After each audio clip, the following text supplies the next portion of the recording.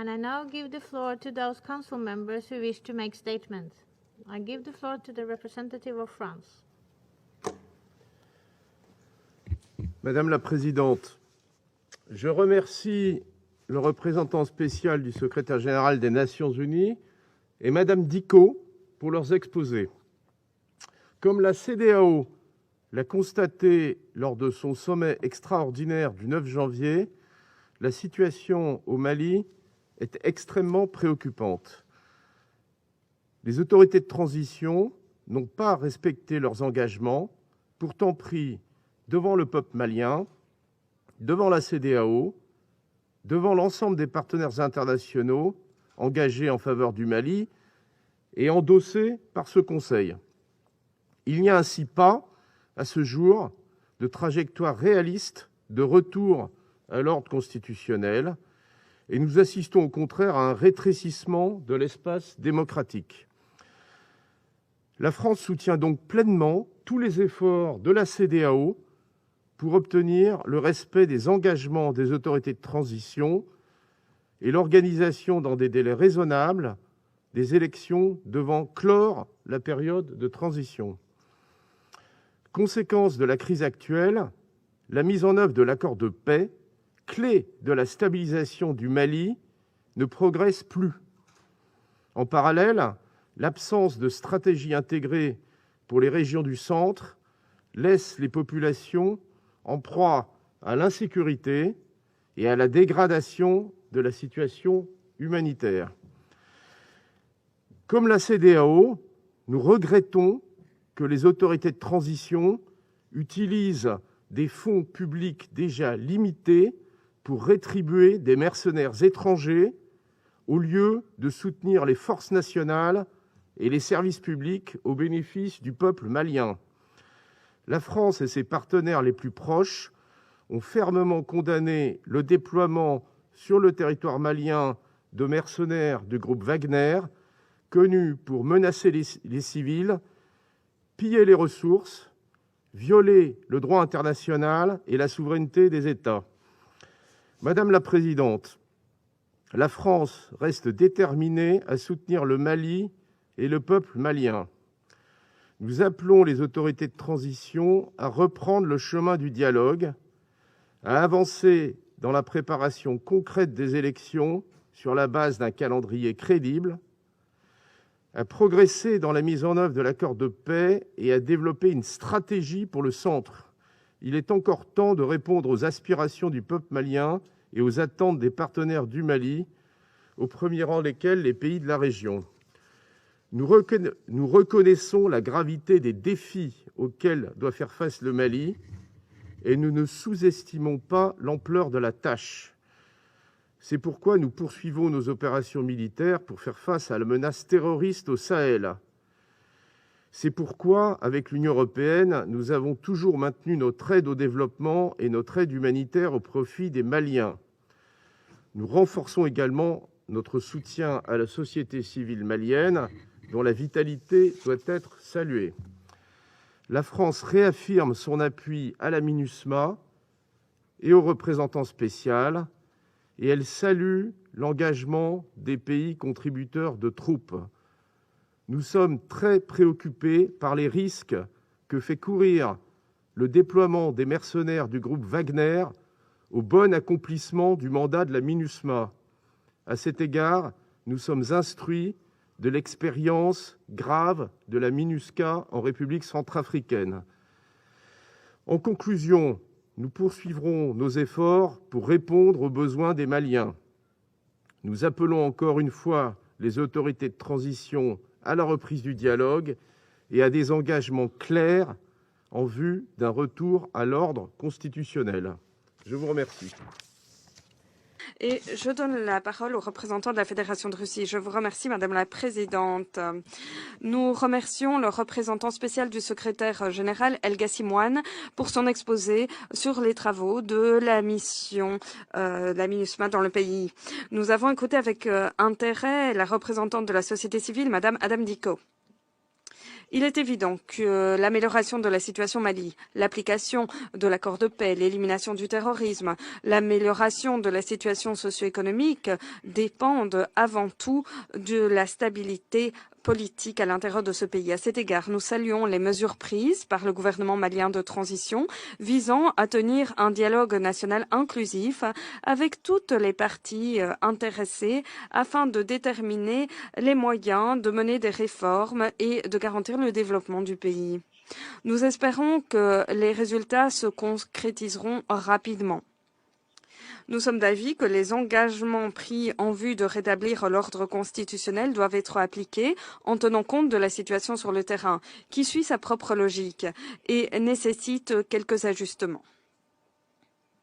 Nous comprenons bien les difficultés auxquelles se heurtent les forces maliennes à l'heure de préparer les élections générales. Nous partageons l'avis selon lequel, sans le rétablissement du contrôle de l'État dans toutes les régions du pays, les résultats d'un scrutin ne sauraient être considérés comme fiables. Et cela mènerait le pays droit à l'instabilité politique comme en 2020. Nous sommes persuadés qu'une ingérence excessive de l'extérieur dans ce domaine, ce que nous avons observé ces derniers mois, ne ferait que compliquer la situation. La situation sur le plan de la sécurité demeure également tendue. Les extrémistes continuent de terroriser la population civile, de mener des attaques contre les formations militaires maliennes et les casques bleus.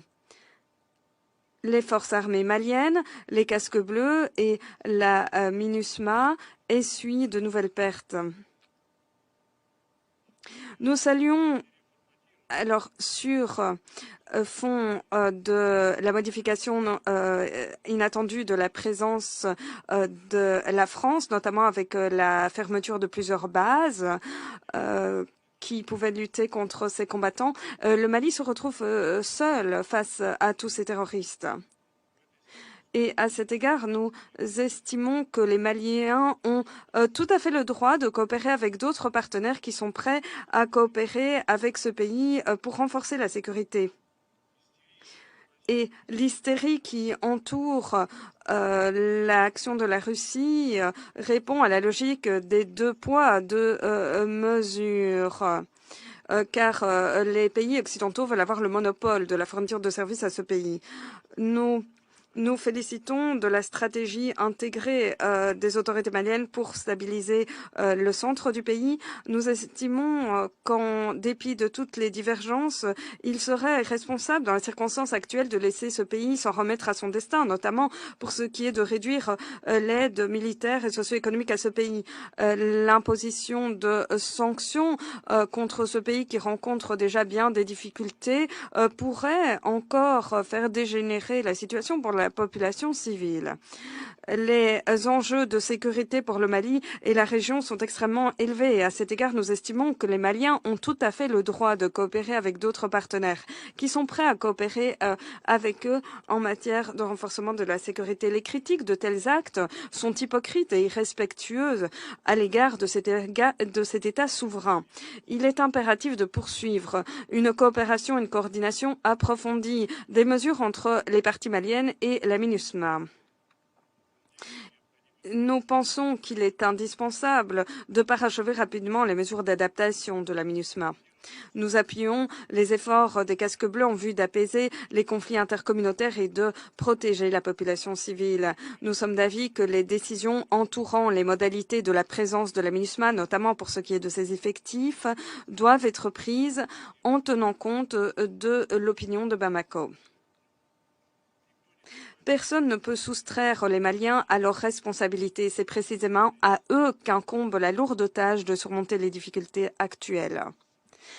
Pour ce qui est d'un règlement au Mali, nous restons guidés par le principe des solutions africaines aux problèmes africains. Et à cet égard, nous appuyons les efforts de médiation en respectant le principe de non-ingérence dans les affaires intérieures. La situation au Mali est de toute évidence une composante importante de la situation régionale. Nous sommes prêts à examiner toute proposition de renforcement de l'aide aux forces conjointes du G5 Sahel dans le cadre du Conseil de sécurité. Nous sommes prêts à coopérer pleinement avec le Mali et tous les acteurs internationaux en vue de stabiliser la situation de le pays et dans la région dans son ensemble. Je vous remercie. Et je donne la parole à la Chine. Madame la Présidente, je tiens à remercier le représentant spécial Wan de son exposé. J'ai écouté avec beaucoup d'attention. Madame Dicko, je me félicite de la présence parmi nous du représentant permanent du Mali, l'ambassadeur Issa. À l'heure actuelle, le Mali essaye de garantir la transition politique, la stabilité, le développement national. Un Mali stable, pacifique et soudé va dans l'intérêt de tous les pays de la région, de la communauté internationale. Je voudrais mettre en exergue les points suivants. Premièrement, le Mali a tenu une conférence de réconciliation nationale à la fin de l'an dernier et tous les partis ont dégagé des consensus sur la transition politique, les réformes, la sécurité nationale. La communauté internationale a appuyé toutes les parties à appliquer ces accords de la conférence. Insuffler un nouvel élan à la paix et à la stabilité régionale. La transition politique et les élections générales sont au cœur de l'attention. La promotion de tous ces processus doit avoir pour objectif de maintenir l'unité et un développement stable au Mali. Toute feuille de route doit respecter la volonté des Maliens et éviter de nouveaux troubles qui pourraient être enclenchés par des élections. Nous avons pris note de la décision de la CEDEAO le 9 janvier et des réactions du gouvernement de transition malien. Nous comprenons bien que les efforts de la CEDEAO et du gouvernement de transition du Mali doivent aller dans le même sens afin de réunir les conditions propices à la tenue d'élections générales qui garantiraient le maintien de la paix et de la stabilité au Mali. Nous encourageons les deux parties à maintenir le contact, à renforcer le dialogue et à déployer des efforts conjoints pour régler les difficultés de la région. Les forces hors de la région, quant à elles, devraient éviter d'exercer une pression excessive sur le Mali, ce qui ne contribuera nullement à un règlement politique. Deuxièmement, les forces terroristes lancent régulièrement des attaques dans le centre et le nord du Mali et maintenant également dans le sud, avec des affrontements entre les groupes armés, les milices, les forces extrémistes, etc. Le Mali est un grand acteur dans la région du Sahel et la communauté internationale doit continuer d'appuyer les efforts du gouvernement malien dans la lutte contre le terrorisme et le maintien de la stabilité tout en respectant la souveraineté du Mali. Il est essentiel de garantir l'application de l'accord de paix et d'avancer en matière de DDR, de redéploiement des forces armées. Nous appuyons le Mali dans l'élaboration d'un processus politique global pour le centre du Mali, rétablir l'emprise de l'État et lutter contre les causes profondes du conflit. Troisièmement, la Chine se félicite du rôle de premier plan du représentant spécial qui s'acquitte pleinement de son mandat. La MINUSMA est déployée dans un environnement très dangereux. En 2021, 19 casques bleus de Côte d'Ivoire, du Tchad, de l'Égypte, du Togo, entre autres, ont péri, ce qui nous afflige. Nous présentons les condoléances à leur pays et aux casques bleus. Il est nécessaire d'identifier les maillons faibles, de renforcer les capacités d'évacuation et de sécurité pour la MINUSMA et de renforcer l'appréciation de la situation grâce à de meilleurs outils et de pouvoir bien évaluer les menaces des engins explosifs improvisés. La MINUSMA devrait allouer ses ressources et son personnel conformément au mandat du Conseil de sécurité et s'adapter à la situation sur le terrain tout en respectant l'opinion du Mali. Et en réajustant les déploiements, les pays concernés doivent resserrer la coopération avec la MINUSMA afin de ne pas faire peser un fardeau encore plus lourd à la MINUSMA et éviter qu'il n'y ait des effets délétères sur la sécurité des casques bleus. Merci, Madame la Présidente. I now give the floor to the representative of Mali. Merci, Madame la Présidente. Madame la Présidente, Mesdames et Messieurs les membres du Conseil, Monsieur le représentant spécial du secrétaire général depuis Bamako, cher frère El Gassim Ouane, Mesdames et Messieurs, je fais observer tous les protocoles pour gagner du temps et je commence par dire que le gouvernement du Mali prend note du rapport du secrétaire général et je remercie mon cher frère et ami El Gassim Ouane, représentant spécial du secrétaire général, pour sa présentation et je profite pour également saluer ma sœur Adam Diko pour sa contribution à ce débat. Je souhaite répondre au nom du gouvernement du Mali, après vous avoir écouté, non seulement aux observations du secrétaire général dans son rapport, mais également aux remarques que je viens d'entendre. Je commence par la situation sociopolitique au Mali, qui a été marquée par la tenue des Assises nationales de la refondation. Et vous avez su avec nous que tout au long du mois de décembre, les Maliens ont procédé à un diagnostic sans complaisance des défis actuels du pays et les recommandations pertinentes issues de ces assises constituent une nouvelle feuille de route pour le gouvernement de transition. Les réformes politiques et institutionnelles préconisées garantiront une stabilité institutionnelle durable et un avenir meilleur à nos populations. À l'issue de ces assises, le gouvernement du Mali a immédiatement engagé des consultations avec la CEDEAO relativement au chronogramme de la transition. Cependant, c'est avec stupéfaction que nous avons appris l'adoption des sanctions économiques et financières à l'encontre du Mali. Ces mesures contrastent avec les efforts du gouvernement et sa disponibilité au dialogue en vue d'un compromis avec la CEDEAO. Le gouvernement du Mali a condamné énergiquement ces sanctions illégales et illégitimes prises par l'UEMOA et la CEDEAO en violation flagrante des textes fondateurs de ces organisations et en contradiction avec les principes de solidarité et de l'idéal panafricain.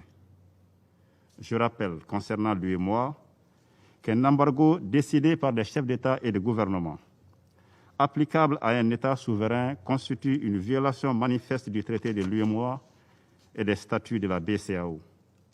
En outre, le gel des avoirs d'un État, des entreprises publiques, parapubliques, ne saurait être appliqué par la Banque centrale, qui reste un organe indépendant auquel chaque État membre a concédé son droit souverain d'émission. S'agissant de la CEDEAO, le gouvernement du Mali a dénoncé et a rejeté les décisions suivantes qui ne sont fondées sur aucun texte communautaire. Il s'agit notamment de la fermeture des frontières terrestres et aériennes des pays de la CEDEAO et le Mali, la suspension des transactions commerciales entre le Mali et la CEDEAO et le gel des avoirs de la République du Mali dans les banques centrales de la BCEAO. J'ajoute le gel des avoirs de l'État malien et des entreprises publiques et parapubliques dans les banques commerciales des pays de la CEDEAO. Dans son adresse à la nation, le 10 janvier dernier, le président de la transition, son Excellence Assimi Goïta, a déclaré que malgré le caractère illégal, illégitime et inhumain de certaines décisions, le Mali reste ouvert au dialogue avec la CEDEAO pour trouver un consensus entre les intérêts du peuple malien et le respect des principes de l'organisation. À cette occasion, il a également appelé la CEDEAO à revoir sa grille de lecture de la situation au Mali en procédant à une analyse approfondie et en mettant l'intérêt des populations maliennes au-dessus de toute autre considération. Enfin, le président de la transition a réitéré sa volonté de tout mettre en œuvre pour un retour rapide à l'ordre constitutionnel dans un Mali apaisé et sécurisé. Le gouvernement du Mali en appelle donc à la solidarité et à l'accompagnement des pays et institutions amis. Je tiens ici à remercier les peuples africains qui manifestent leur soutien au peuple malien dans cette difficile situation. Madame la Présidente, je voudrais ici répondre à certaines observations qui ont été formulées par un certain nombre de membres du Conseil. D'abord, au plan sécuritaire, vous avez constaté que le gouvernement continue d'intensifier ses efforts pour le recrutement et la formation, l'équipement des forces armées et de sécurité en vue de renforcer leurs capacités opérationnelles. Et je puis vous dire que ces actions donnent des résultats très encourageants sur le terrain. De décembre 2021 à nos jours, les forces de défense et de sécurité maliennes ont engagé une vaste offensive à travers le pays, infligeant de lourdes pertes aux groupes extrémistes, y compris des chefs rebelles, des chefs terroristes. Plusieurs interpellations ont eu lieu et une quantité importante de matériel de guerre a été récupérée. Ces opérations vont se poursuivre et s'intensifier, avec l'objectif ultime de rétablir l'autorité de l'État, des services administratifs et sociaux de base sur l'ensemble du territoire national et de protéger nos populations et leurs biens. Je salue ici l'ensemble des partenaires qui accompagnent le Mali dans la réalisation de ces objectifs. Par ailleurs, et c'est l'occasion pour moi de répondre à une observation formulée par mon voisin, l'ambassadeur de France, et certains membres du Conseil de sécurité, qui accusent le gouvernement du Mali de recourir à une société de sécurité privée. Ceux qui entretiennent cette campagne de fausses informations savent pertinemment que le Mali n'a pris aucun engagement avec des sociétés de sécurité privées et qu'il n'y a aucun mercenaire présent sur le territoire du Mali. Pour sa part, le Mali n'est pas dans une logique de confrontation. Pas du tout.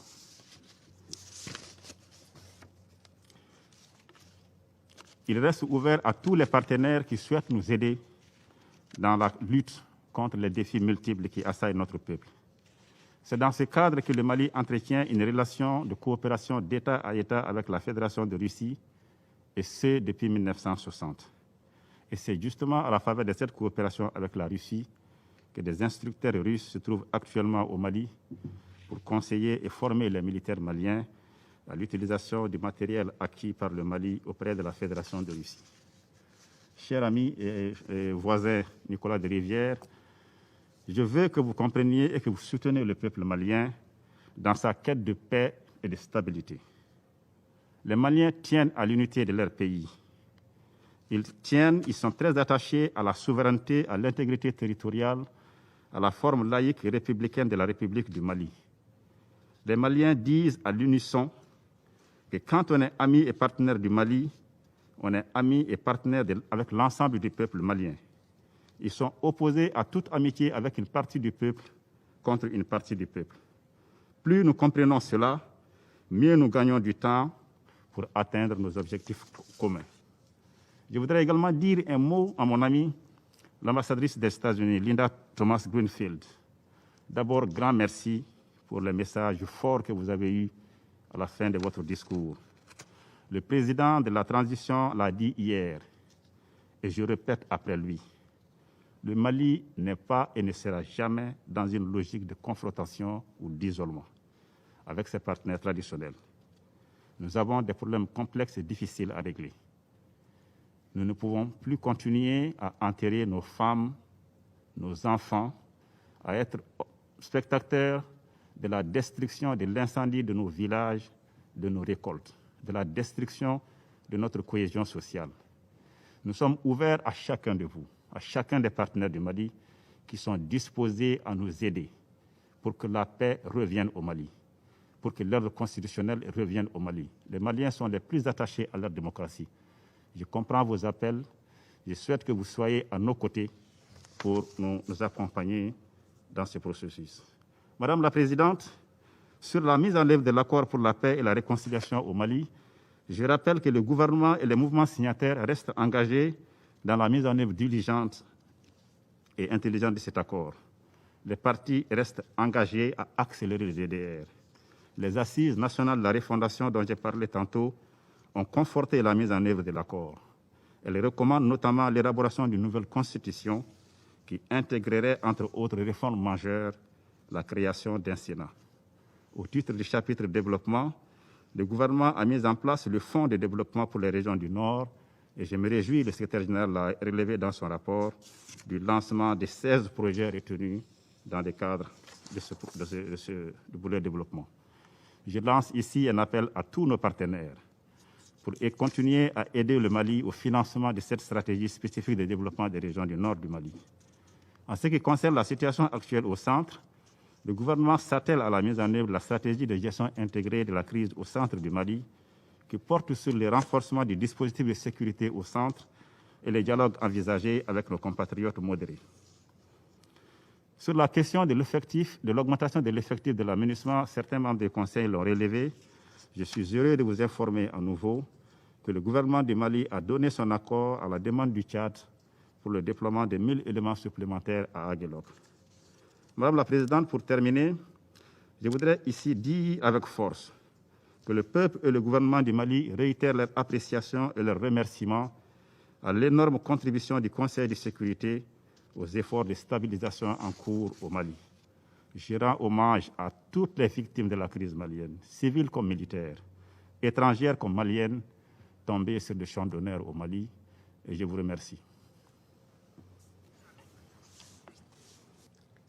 La lecture des communiqués de la CEDEAO et de l'UEMOA donne le sentiment que la complexité de la situation au Mali n'a malheureusement pas été prise en compte.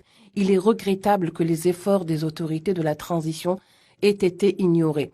C'est en ces termes que le président de la transition au Mali a débuté son discours à la nation au lendemain de la réunion de la CEDEAO et de l'UEMOA et des sanctions prises contre son pays. Des sanctions qui, en plus d'être désastreuses pour le peuple malien, déjà dépourvues, sont également source de discorde, de division au sein du Conseil de l'ONU. Car si certains pays, y compris le précaré France-Afrique, semblent soutenir mordicus ces sanctions, sans se soucier de la population malienne, d'autres pays tels que la Russie ou la Chine ne semblent pas du tout partager la même vision des choses.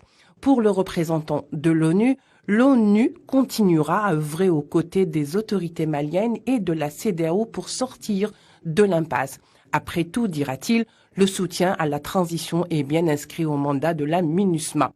Lors de cette réunion, les ambassadeurs du Conseil de sécurité de l'ONU, la France, la Grande-Bretagne, les États-Unis, ont carrément rejeté la transition de 5 ans et soutenu ces sanctions. En revanche, la Chine et la Russie ont plaidé plutôt pour le principe de non-ingérence au Mali. Le représentant russe va même jusqu'à dire que ces sanctions sont irresponsables, laissant ce pays seul livré à son destin et face à tous ces terroristes. Il rétorquera à ses détracteurs que le Mali a le droit de coopérer avec d'autres partenaires, accusant les pays occidentaux de vouloir avoir le monopole de services au Mali. Une déclaration qui résume et révèle on ne peut mieux la complexité de la situation au Mali, qui paye aujourd'hui les dividendes de ses choix, à savoir celui de sortir du giron français et donc par conséquent du giron occidental.